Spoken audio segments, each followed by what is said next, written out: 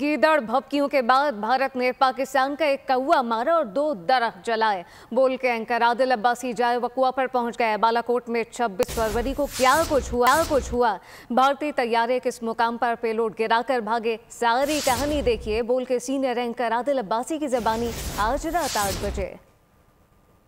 आज 27 फरवरी है, पाकिस्तान की तारीख का काबिल जिक्र और काबिल फख्र दिन, जब पाकिस्तान की एयरफोर्स ने जारियत के जवाब में ऐसा रिस्पांस दिया, पूरी दुनिया हैरान रही। भारत के फाइटर प्लेन ने पाकिस्तान की हुदूद में अटैक करने की कोशिश की। वो ये मकाम है जहां पर हम आज आपको लेकर जा रहे हैं। ये वो मकाम आ गया जहां पर भारतीय तैयारा अपने पेलोड्स गिराकर गड़ा डाल गया। जो कुछ पर पाकिस्तान ने किया, उनका पायलट भी गिराया, उनका जहाज भी गिराया, चाय भी पिलाई। अगर भारत समझता है कि वो अपनी इजारादारी से, अपनी डोमिनेंस से रीजन के अंदर पाकिस्तान को डोमिनेट कर सकेगा, तो वो फिर शायद 2 दरख्त और एक कौवा ही ले सकता है।